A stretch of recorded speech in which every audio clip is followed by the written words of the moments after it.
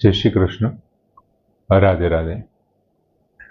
मित्रों, चौथा अध्यायना 31 श्लोकमां भगवान कृष्णए यज्ञोनी पूर्णाहुति करती वखते एवी वात करी।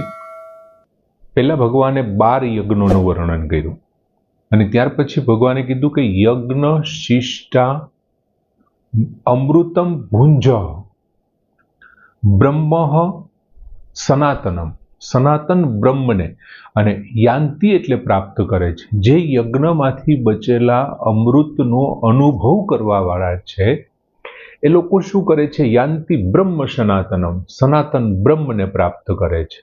अने पछी बीजा पदमां बीजी पंक्तिमां भगवाने एवुं कीधुं हतुं के अयज्ञस्य, जे अयज्ञ करनारा के यज्ञ नथी करनारा एमने आ लोकमां सुख नथी मळता तो कुतः अन्य एने परलोकना सुखनी तो वात ज शी करवानी, केम के एने आ लोकमां ज सुख नथी।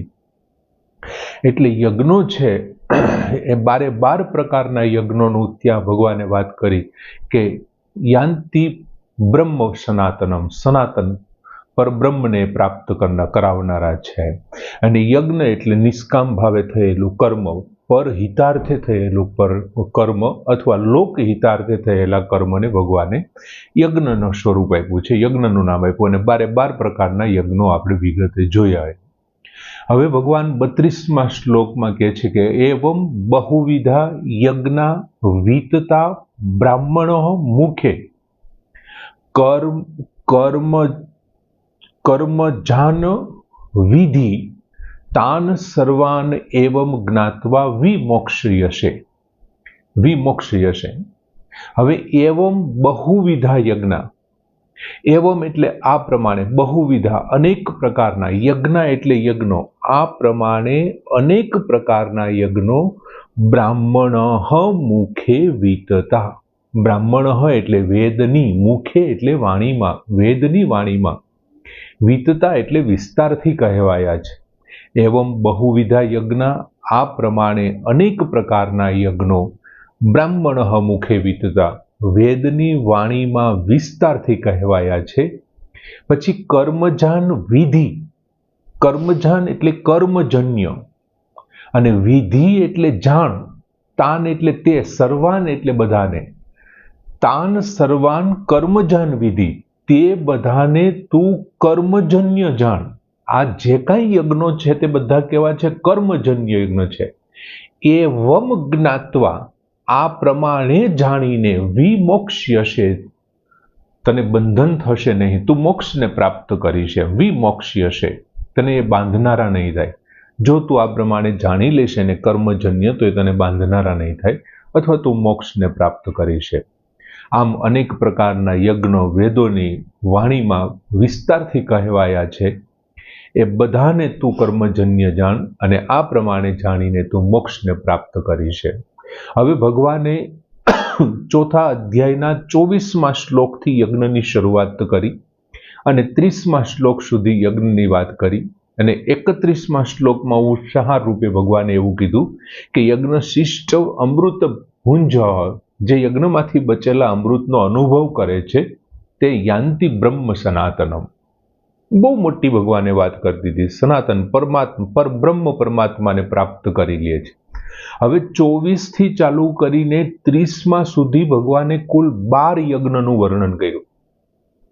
हवे भगवान अहींया शुं कहे छे? एवं बहुविधा यज्ञा वीतता ब्रह्मणः मुखे, वेदनी वाणीमां वीतता, विस्तारथी कहेवायेला छे, पण केवा? तो के बहुविधा यज्ञ, घणा प्रकारना यज्ञो। एटले के मैं तने जे आ 12 यज्ञो कीधा छे ए सिवायना बीजा घणा यज्ञो वेदनी अंदर वर्णन थयेला छे, वेदनी अंदर विस्तारपूर्वक एमनी वात करवामां आवी छे अने ए पाछा बहुविधा छे, घणा बधा छे, आ सिवायना छे। हवे साधकोनी प्रकृति प्रमाणे अलग अलग एना अलग अलग निष्ठा होय छे। मारी निष्ठा अलग होवानी, तमारी निष्ठा अलग होवानी। हूँ मानी ल्यो के दानमां मानतो होय, कोई पुण्यमां मानता होय, कोई तीर्थ स्थळमां मानता होय, कोई जप विधिमां मानता होय, कोई पूजा सेवन अर्चनमां मानता होय। दरेक व्यक्तिनी निष्ठा छे ए जुदी जुदी होवानी। ए कहेवत अहींया लागू पड़े के तुंडे तुंडे मतिर्भिन्नः, અને તેમ જો સાધકની નિષ્ઠા જુદી હોય ને તો સાધનો પણ અલગ અલગ હશે એમ. તો સાધનો પણ એમની પ્રમાણે જુદા જુદા જ હોવાના. એટલે કોઈ આ 12 જ યજ્ઞ છે એમનાથી પ્રાપ્ત કરી શકાય અથવા 12 જ યજ્ઞને સ્વીકૃતિ છે એવું નથી. આ સિવાયના પણ છે, પણ હું માત્ર તને અહીં યજ્ઞ વિધિ સમજાવવા નથી બેઠો. એટલે ભગવાને ચોખવટ કરી દીધી કે એવમ બહુવિધા યજ્ઞા વિતતા બ્રહ્મણ મુખે.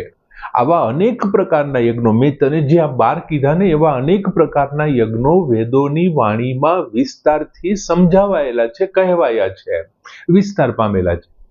હવે વેદોમાં સકામ અનુષ્ઠાનનું વર્ણન પણ છે. તમારી કામનાઓની પૂર્તિ માટે વિવિધ પ્રકારના આપણે જે યજ્ઞો કરીએ છીએ એમનું વર્ણન પણ પુષ્કળ પ્રમાણમાં છે. હવે એ બધા કેવા છે? સકામ યજ્ઞો છે, પુણ્ય આપનારા છે. હવે પુણ્ય આપે છે એમનો અર્થ શું થયો? તો કે સ્વર્ગ આપનારા છે. અને જ્યારે તમને સ્વર્ગ મળી જાય છે, તમે કરેલા યજ્ઞના પુણ્ય સ્વરૂપે તમને સ્વર્ગ પ્રાપ્ત થાય છે. અને એ એવા યજ્ઞ, એમાં પણ કર્મ દ્વારા યજ્ઞો થતા હશે વેદોની અંદર જે વર્ણન છે. અને એ જ્યારે તમારું પુણ્ય ક્ષીણ થઈ જાય છે, અને જ્યારે પુણ્ય ક્ષીણ થાય છે ને પાછું ફરીથી તમારે શું આવવું પડે છે? પૃથ્વી ઉપર. આપણે આમની પહેલા એક વખત સમજાવ્યું હતું કે સ્વર્ગમાં પ્રીપેડ કાર્ડની જેમ ચાલે છે. સ્વર્ગમાં અને નર્કમાં તમે કરેલા પુણ્યોના તમે જેટલા ભોગ ભોગવી લ્યો, પછી તમારે પાછું પૃથ્વી ઉપર આવવું પડે છે કોઈ ને કોઈ એક યોનિમાં. હવે જ્યાંથી તમારું પુણ્ય ક્ષીણ થઈ જાય છે એટલે ફરી પાછા તમારે ક્યાં આવવું પડે છે? જન્મ મરણના બંધનમાં તમારે ત્યાં આવવું પડે છે. હવે અહીં નિષ્ઠા કર્મરૂપ યજ્ઞની છે, અને એ કર્મરૂપ યજ્ઞની છે ને એને અહીંયા શું કે છે કે તમારી જે નિષ્ઠા છે ને એ કેવી છે? કર્મરૂપ યજ્ઞની. વેદોમાં જે આપણે વાત કરીએ સકામ કર્મયોગની છે, એ સ્વર્ગ આપનારું છે.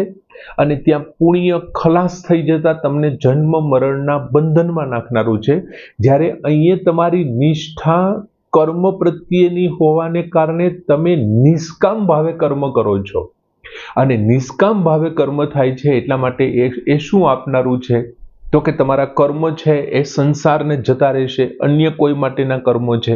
પાછળ વધેલું જે કાંઈ છે યજ્ઞ શિષ્ટ અમૃત ભુજ 31મા શ્લોકમાં કીધું એમ, અને તે સીધું જ આપણને પરમાત્માની પ્રાપ્તિ થાય છે. ચોથા અધ્યાયના 31મા શ્લોકમાં જોયું કે યાંતિ બ્રહ્મ સનાતન.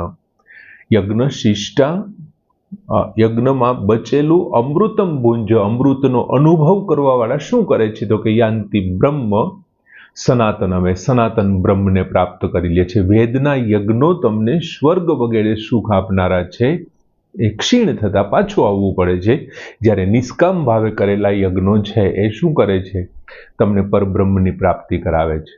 હવે આનો અર્થ આપણે એવો ક્યારેય ન લઈ શકીએ કે વેદમાં જે યજ્ઞ છે પરમાત્માની પ્રાપ્તિ નથી કરાવતું. એમાં પરમાત્માની પ્રાપ્તિ કરાવે એવા પણ વર્ણનો વેદની અંદર છે, પણ આવા વર્ણનો છે જેમાં સકામ ભાવે યજ્ઞ કરવાના હોય એમ. એટલે વેદોમાં પરમાત્મા પ્રાપ્તિનું વર્ણન પણ છે, જેમ કે શ્રવણ છે, મનન છે, નિધિ ધ્યાનાસન છે, આવા વગેરે છે.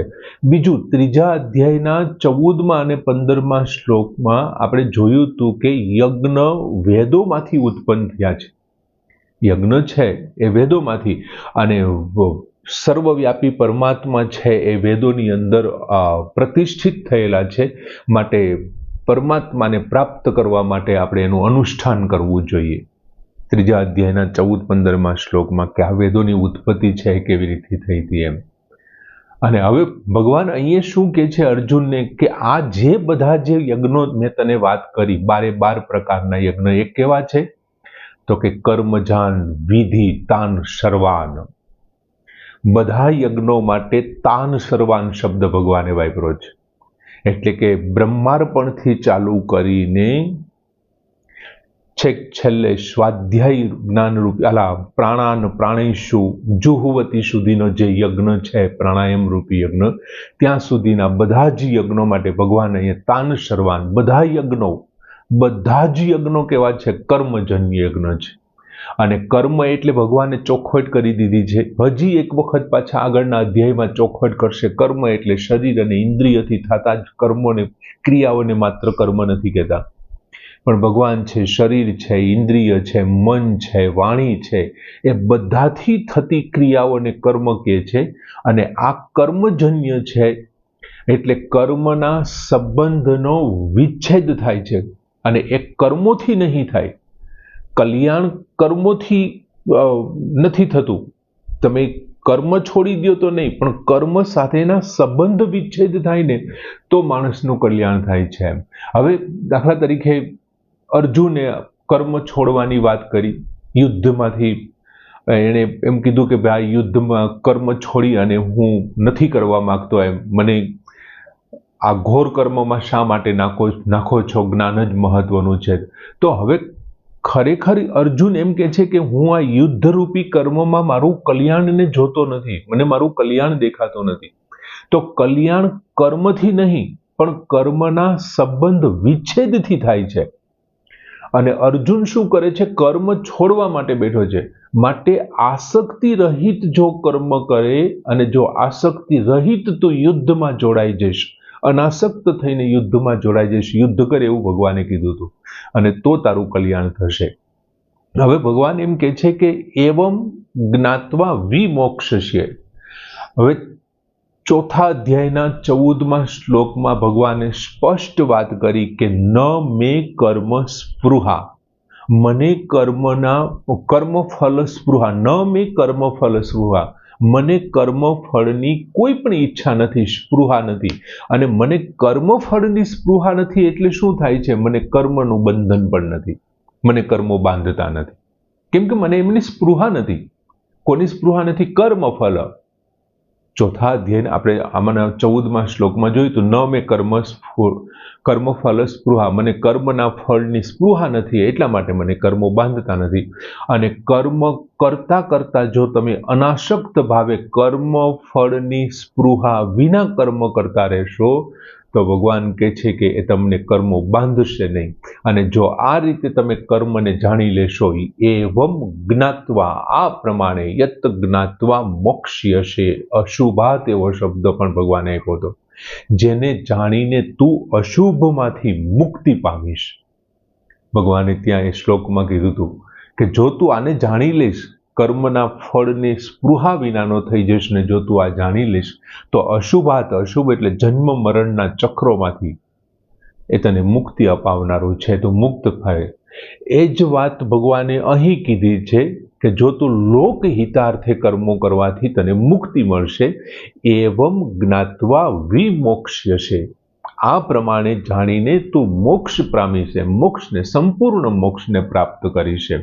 એટલે વિમોક્ષ્યસે શબ્દ આવ્યો. બીજું, સંસારમાં સતત ક્રિયાઓ થતી રહી છે, અસંખ્ય ક્રિયાઓ થાય છે, 24 કલાક ક્રિયાઓ થતી રહે છે, પણ કોઈ પણ ક્રિયાથી રાજી ન થવું અને કોઈ પણ ક્રિયાથી નારાજ ન થવું, જો આવી પરિસ્થિતિ પ્રાપ્ત થઈ જાય ને તો કર્મ બંધન આપણને નથી નડતા. કર્મના બંધનમાં આપણે નથી પડતા. ગમે તે ક્રિયા થાય એ ક્રિયાથી રાજી નથી થવાનું, એટલે કે હર્ષની લાગણી નથી અનુભવવાની. ગમે તે ક્રિયા થાય એમાં આપણને નારાજ નથી થવાનું, એટલે કે શોકની લાગણી નથી કહેવાનું. એનો અર્થ એવો થયો કે રાગ દ્વેષ વિમુક્તેહિ, રાગ અને દ્વેષથી મુક્ત થઈ અને જો કર્મ કરવામાં આવે તો ભગવાન કહે છે અશુભાત મોક્ષ્યસે, તો અશુભમાંથી પણ મુક્તિ પ્રાપ્ત કરીશ. આમ બહુ સરસ મજાનો શ્લોક, 32મો શ્લોક કે એવમ બહુવિધા યજ્ઞા વિતતા બ્રહ્મણો મુખે કર્મજાન વિધિ તાન સર્વાન એવમ જ્ઞાત્વા વિમોક્ષ્યસે. અહીં પૂર્ણ કરીએ. જય શ્રી કૃષ્ણ.